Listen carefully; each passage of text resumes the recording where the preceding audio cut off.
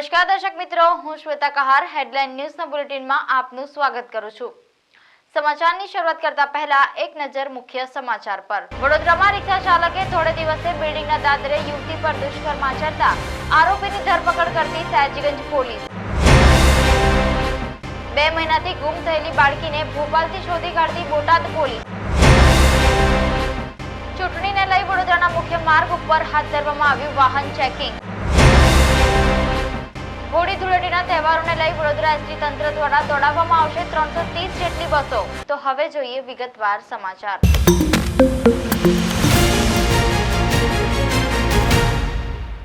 બોટાદ મહિલા પીએસઆઈ રાવલની સૂઝબૂછથી ગુમ થયેલી બાળકીને ભોપાલથી શોધી કાઢી હતી। બોટાદ શહેરમાં અસ્થિર મગજની મહિલા જે પોતાની 6 વર્ષની બાળકી સાથે શહેરમાં ભિક્ષાવૃત્તિ કરી પોતાનું ગુજરાન ચલાવે છે, જે ગત તારીખ 10/1/2024ના રોજ બોટાદ શહેરના શાક માર્કેટ પાસે આવેલ ગોપી મીરા કોમ્પ્લેક્સ પાસે ભિક્ષાવૃત્તિ કરતા હતા।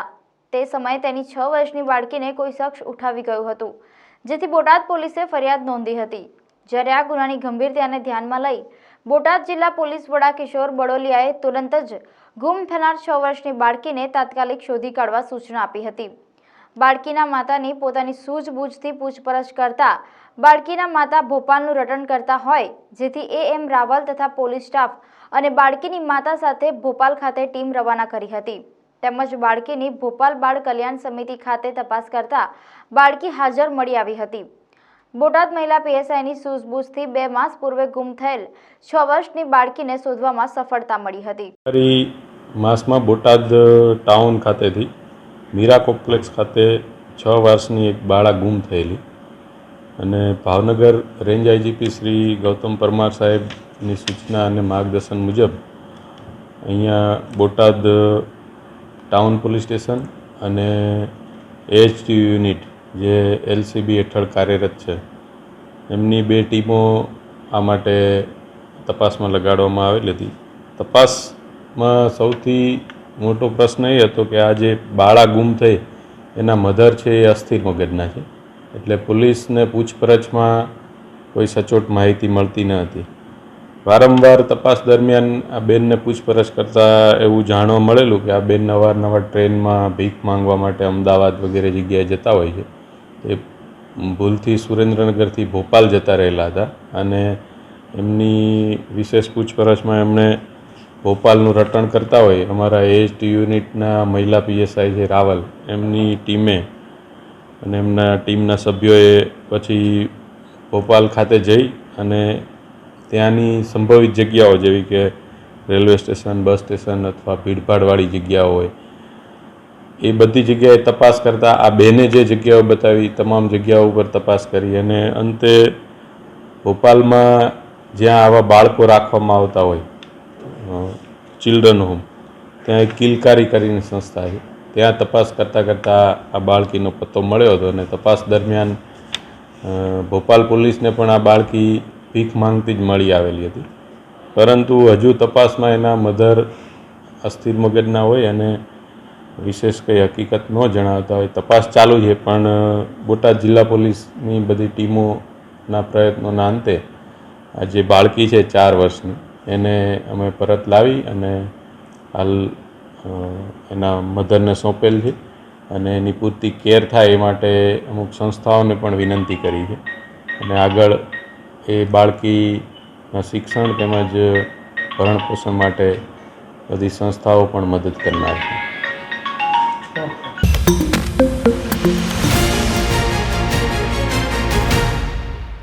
સાંસદ વિરુદ્ધ પોસ્ટરકાંડમાં જવાબ આપવા ગાંધીજીનું કટઆઉટ લઈ કોંગ્રેસ પ્રમુખ વારસિયા પોલીસ સ્ટેશન પહોંચ્યા હતા। વડોદરામાં સાંસદ વિરુદ્ધના બેનર લગાવવા મુદ્દે 2 કોંગી કાર્યકર્તાઓની અટકાયત બાદ આ કેસમાં વારસિયા પોલીસે ગઈકાલે રાત્રે વડોદરા કોંગ્રેસ શહેર પ્રમુખ ઋત્વિજ જોશીના ઘરે જઈ નોટિસ પાઠવી નિવેદન માટે 2 દિવસની મુદત આપી છે।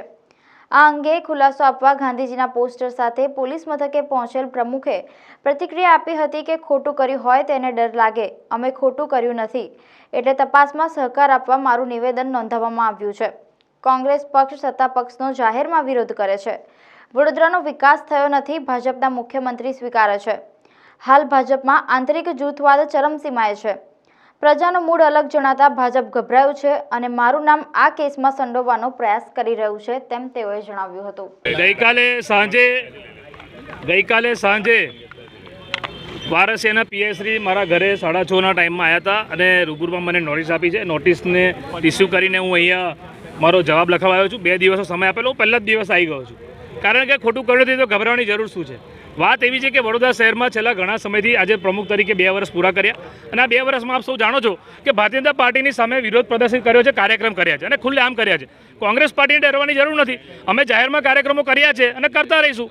અમે પરમિશન સાથે, બેનર પોસ્ટર સાથે સાંસદ હોય કે ધારાસભ્ય હોય બધાની વિરુદ્ધમાં દેખાવ કરેલા છે. કારણ કે વિરોધ પક્ષ તરીકે અમારી ફરજ છે અને અમને અધિકાર મળ્યો છે, સંવિધાને અમને અધિકાર આપ્યો છે, તો અમે શું કામ વિરોધ પ્રદર્શન ના કરીએ. વાત એવી છે કે ભારતીય જનતા પાર્ટીએ જે બૂમો પાડી વિકાસ વિકાસ વિકાસ અને વિકાસનો ફુગ્ગો ખુદ ગુજરાત રાજ્યના મુખ્યમંત્રીએ વિકાસનો ફુગ્ગો ફોડ્યો અને એમને જ કીધું કે વડોદરા પાછળ રહી ગયું, વડોદરાનો વિકાસ થયો નહીં. પ્રદેશ પ્રમુખ આવ્યા ત્યારે એમને પણ વાત કરી. એમના કાર્યક્રમમાં એક સરપંચે પણ કીધું કે સાહેબ કાર્યાલય તો બનાવ્યું, તમે સ્કૂલ ક્યારે બનાવશો. એમના કેટલાક કાર્યકર્તાઓ સોશિયલ મીડિયા પર પોસ્ટ વાયરલ થઈ એમના નેતાઓની વિરુદ્ધમાં કે વિકાસ થયો નથી. તો ભારતીય અને એમના પૂર્વ મેયર જે રાષ્ટ્રીય હોદ્દો ધરાવે છે એમને પ્રેસ કોન્ફરન્સ કરીને કીધું કે વિકાસ થયો નથી, વિકાસ વડોદરાનો નહીં થયો, વડોદરાની પ્રજાનો નહીં થયો, વિકાસ થયો છે નેતાઓનો. એમના કોઈ ધારાસભ્ય રાજીનામું આપે તો આંતરિક વિવાદના કારણે, એ લોકોના આંતરિક વિવાદના કારણે કોંગ્રેસને શું કામ આંગળી કરવામાં આવે છે. એનું કારણ છે કે જે હરણી બોટ કાંડમાં 12 નિર્દોષ બાળકોએ જીવ ગુમાવ્યો અને 2 શિક્ષકોએ જીવ ગુમાવ્યો, 2 મહિના થઈ ગયા, આજે એમના પરિવારને ન્યાય નથી મળ્યો. મારે પૂછવું છે વડોદરા શહેરના પોલીસ સાહેબને કે સાહેબ જે હરણી બોટ કાંડમાં જે ગુનેગારો, જે સાચા આરોપીઓ જે તે સમયે મેયર હતા ભાજપના, તમે એમને કોઈ દિવસ બોલાયા પૂછપરછ કરવા? નથી બોલાયા. જે મ્યુનિસિપલ કમિશનર હતા જેમને ગેરકાયદેસર એગ્રીમેન્ટ કર્યો, તમે એમને કોઈ દિવસ બોલાયા? નથી બોલાયા. જે અધિકારી જે ત્યાં સુપરવિઝનની જવાબદારી હતી, જે અધિકારીની એની પર સહી છે, તમે એને બોલાયા? નથી બોલાયા. તો વિરોધ પક્ષ તરીકે એટલે અમારે લોકશાહીમાં હવે અમને બોલવાનો અધિકાર નહીં રહે. એટલે આ લોકો તો એવું ઈચ્છે છે કે કાલે ઉઠીને ચૂંટણી જે થાય એમાં કોંગ્રેસ પાર્ટી ચૂંટણી પણ ના લડે. આ એવી દમણગીરી. તો આ લોકશાહી નથી, આ હિટલરશાહી છે, આ તાનાશાહી છે અને એની સામે અમે લડીશું. અમે મહાત્મા ગાંધીના સિપાહી છે.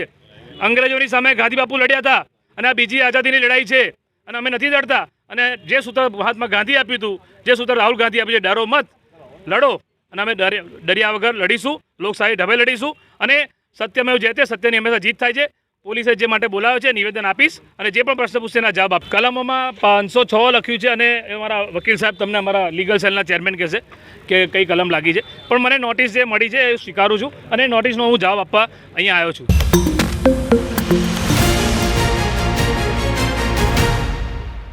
નગર પ્રાથમિક શિક્ષણ સમિતિ સંચાલિત ડોક્ટર શ્યામા પ્રસાદ મુખર્જી પ્રાથમિક શાળામાં વાર્ષિકોત્સવ 2023-24ની ઉજવણી કરવામાં આવી હતી. વડોદરાના અટલાદરા ખાતે આવેલ નગર પ્રાથમિક શિક્ષણ સમિતિ સંચાલિત ડોક્ટર શ્યામા પ્રસાદ મુખર્જી પ્રાથમિક શાળા સવારપાડીમાં આજરોજ ધોરણ 8માં ભણતી વિદ્યાર્થીનીઓનો વિદાય સમારંભ તેમજ વાર્ષિકોત્સવની ઉજવણી કરાઈ હતી.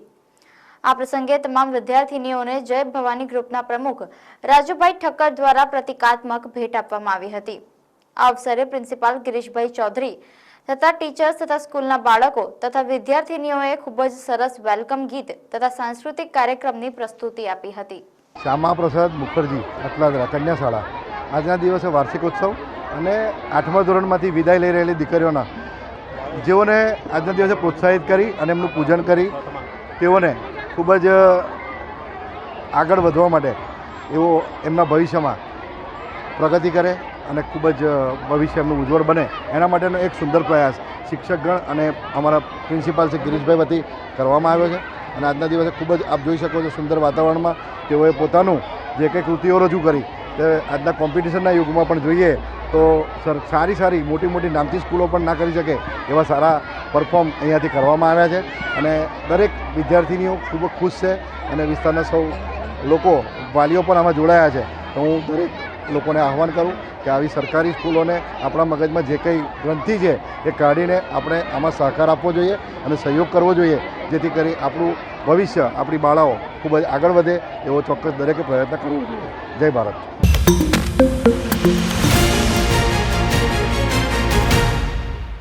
હોળી ધૂળેટીના તહેવારોને લઈને એસટી તંત્ર દ્વારા 330 જેટલી બસો વડોદરા એસટી ડેપોમાં મૂકવામાં આવી છે. હોળી ધૂળેટીને ગણતરીના દિવસો બાકી રહ્યા છે. હોળી અને ધૂળેટીના તહેવારોને લઈ વડોદરામાં વસતા લોકો પોતાના વતન જવા માટે ગઈકાલે 1300 જેટલા મુસાફરો પોતાના વતને ગયા હતા.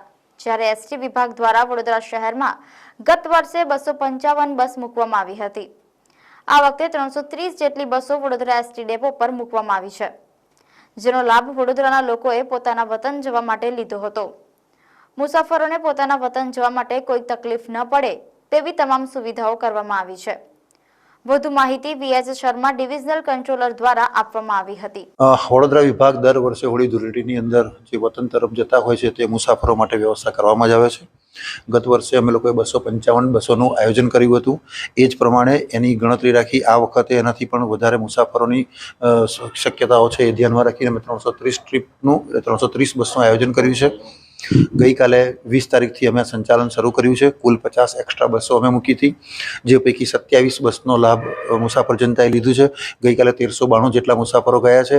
આજથી 75 કરીને ક્રમશઃ 110 સુધી ટ્રીપ કરી કુલ આ વખતના હોળી ધૂળેટીમાં મુસાફરોને વતનમાં જવા માટે 330 બસનું આયોજન કરેલ છે. અમે રાઉન્ડ ધ ક્લોક અમારો ટ્રાફિક સુપરવાઇઝરી સ્ટાફ ત્યાં આગળ સ્પેશિયલ ઓર્ડર કરી અને મૂકવામાં આવેલો છે. એટલે જે પ્રકારની જે પેસેન્જર સ્ટેન્ડ ઉપર જનરલી દાહોદ, ઝાલોદ અને ગોધરા તરફ થતું હોય છે તો એને ધ્યાનમાં રાખી અને અમારા સુપરવાઇઝર એ પ્રમાણેની એક્સ્ટ્રા બસોને દોડાવતા હોય છે.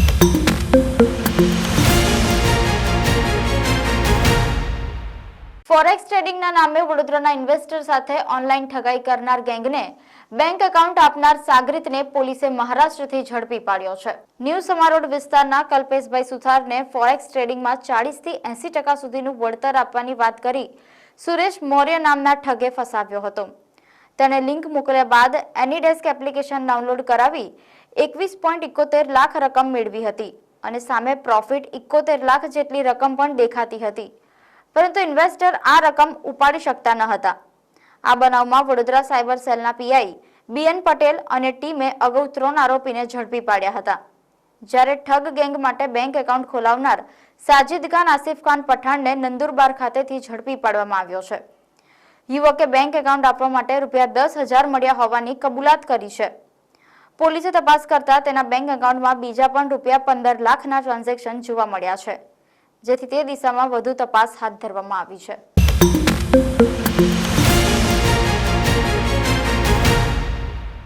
ખંડેરાવ માર્કેટ નજીક સયાજી વિહાર ક્લબ ખાતે કચરાના ઢગલામાં આગ લાગતા ફાયર બ્રિગેડે આગ બુઝાવી હતી. વડોદરા શહેરના ખંડેરાવ માર્કેટ નજીક સયાજી વિહાર ક્લબ ખાતે સવારે કચરાના ઢગલામાં આગ લાગતા ફાયર બ્રિગેડની ટીમ સ્થળ પર પહોંચી ગઈ હતી.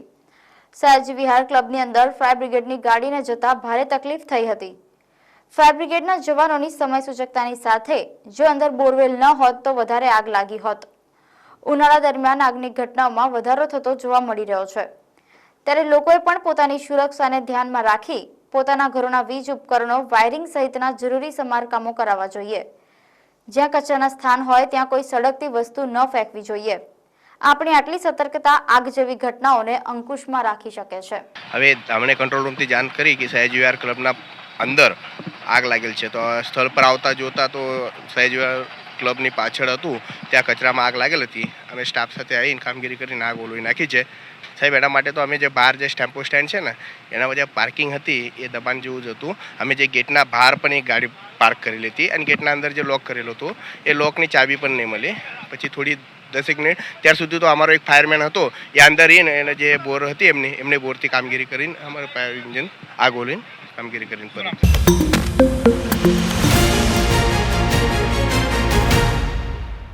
ચૂંટણીને લઈ વડોદરા શહેર પોલીસ એલર્ટ થઈ છે. વડોદરાના મુખ્ય માર્ગો ઉપર કડક વાહન ચેકિંગ ઝુંબેશ હાથ ધરવામાં આવી છે.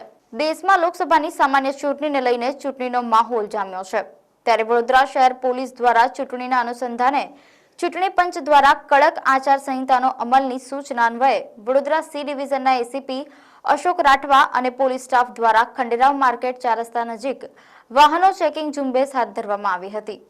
સી ડિવિઝનના એસીપી અશોક રાઠવાએ જણાવ્યું હતું કે બીજા રાજ્ય કે જિલ્લામાંથી ગુનેગારોના પ્રવેશ કે ગેરકાયદેસર કોઈ હેરાફેરી અટકાવવા પોલીસ દરેક વાહનનું ચેકિંગ કરી રહી છે. આવી કોઈ પણ હેરાફેરી પકડાશે તો કાયદેસરની કાર્યવાહી પણ કરવામાં આવશે. વડોદરા શહેરમાં કુલ 25 ચેકપોસ્ટ તૈનાત કરવામાં આવી છે, જે તમામ ચેકપોસ્ટ પર પોલીસ ટીમ તૈનાત કરવામાં આવી છે. સઘન ચેકિંગ થકી અસામાજિક અને ગેરકાયદેસર પ્રવૃત્તિઓ રોકી ચૂંટણી શાંતિપૂર્ણ માહોલમાં પૂર્ણ થાય તેવો પ્રયાસ હાથ ધરાશે. લોકસભા 2024ના ઇલેક્શન ડિક્લેર થયેલા હોય અને જે ઇલેક્શન છે એ કોઈપણ જાતના ધાકધમકી કે કોઈપણ જાતની લાલચ વગર અને જે ઇલેક્શન છે એકદમ ફેર રીતે યોજાઈ શકે એને કારણે માનનીય સીપી સાહેબના આદેશથી વિવિધ જગ્યાએ વ્હીકલ ચેકિંગ છે એ કરવામાં આવી રહ્યું છે કે એમાં એ ચેક કરવામાં આવે છે કે કોઈક હથિયાર સાથે કે કોઈક લીકર સાથે કે કોઈક વ્યક્તિ બીજા કોઈક ન્યુસન્સ સાથે જતી ના હોય એ વસ્તુ ચેક કરવામાં આવે છે અને જેથી કરીને લોકો છે ભયમુક્ત રીતે ફરી શકે. સર, ચેકિંગમાં કેટલી ટીમ જોડાઈ છે? વડોદરા શહેરમાં અલગ અલગ જગ્યાએ લગભગ 25 જેટલા જે પોઈન્ટ્સ બનાવવામાં આવ્યા છે એ પોઈન્ટ્સ પર આ પ્રમાણે વ્હીકલ ચેકિંગ ચાલી રહ્યું છે.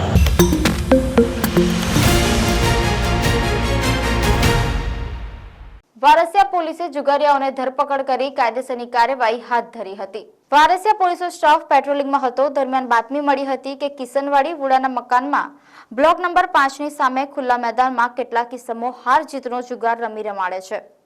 બાતમી આધારિત જગ્યાએ રેડ કરતા જુગાર રમતા વિજય પંચાલ, મહેશ માછી, રાજુભાઈ શિંદે, વિક્રમ માછી, સુભાષભાઈ પરમારને ઝડપી પાડ્યા હતા.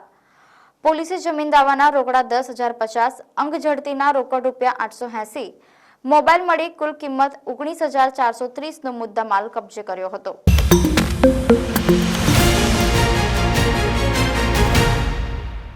સાજીગંજ પોલીસ મથકે બળાત્કારની ફરિયાદ નોંધાતા આરોપીને શોધવા અલગ અલગ ટીમ બનાવી કાર્યવાહી હાથ ધરવામાં આવી છે. વડોદરામાં રિક્ષા ચાલકે ધોળે દિવસે બિલ્ડિંગના દાદરે યુવતી પર દુષ્કર્મ આચર્યું હતું.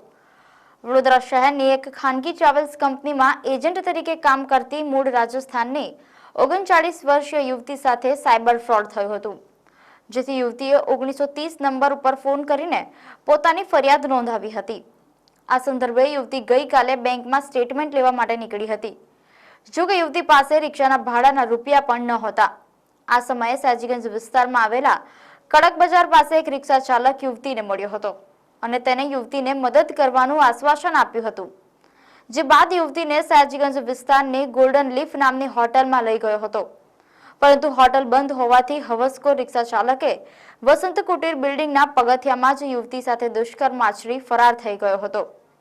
રિક્ષા ચાલકે કરેલા દુષ્કર્મથી યુવતી ગભરાઈ ગઈ હતી અને પીડિતાએ મદદ માટે 181 અભયમનો સંપર્ક કર્યો હતો, જેથી અભયમની ટીમ તાત્કાલિક ઘટના સ્થળે દોડી આવી હતી, જ્યાં બનાવની જાણ સ્થાનિક પોલીસને કરાતા સાજીગંજ પોલીસ સ્ટેશનનો સ્ટાફ પણ સ્થળ પર દોડી ગયો હતો. પીડિત યુવતીએ સાજીગંજ પોલીસ સ્ટેશનમાં રિક્ષા ચાલક સામે દુષ્કર્મની ફરિયાદ નોંધાવી હતી. આરોપી રિક્ષા ચાલક વડોદરા શહેરના ગોત્રી વિસ્તારમાં રહે છે અને સાજીગંજ પોલીસે તેની ઓળખ કરી લીધી હોવાનું જાણવા મળ્યું હતું. પોલીસે સીસીટીવીની મદદથી ગણતરીના જ કલાકોમાં આરોપી રિક્ષા ચાલકને ઝડપી પાડ્યો હતો. આરોપી હાર્દિક ત્રિવેદી સામે વડોદરા શહેરના વિવિધ પોલીસ સ્ટેશનોમાં અને વાપી પોલીસ સ્ટેશનમાં પ્રોહિબિશનમાં 8 ગુના નોંધાયેલા છે. સમાચાર સમાપ્ત કરતા પહેલા એક નજર મુખ્ય સમાચાર પર. વડોદરામાં રિક્ષા ચાલકે થોડે દિવસે બિલ્ડિંગના દાદરે યુવતી પર દુષ્કર્મ આચરતા આરોપીની ધરપકડ કરતી સાજીગંજ પોલીસ. 2 મહિનાથી ગુમ થયેલી બાળકીને ભોપાલથી શોધી કાઢતી બોટાદ પોલીસ. ચૂંટણીને લઈ વડોદરાના મુખ્ય માર્ગ ઉપર હાથ ધરવામાં આવ્યું વાહન ચેકિંગ. હોળી ધૂળેટીના તહેવારોને લઈ વડોદરા એસટી તંત્ર દ્વારા દોડાવવામાં આવશે 330 જેટલી બસો. આ હતા આજના સમાચાર. કાલે ફરી મળીશું નવા સમાચાર સાથે. ત્યાં સુધી હેડલાઇન ન્યૂઝની સમગ્ર ટીમને રજા આપશો. નમસ્કાર.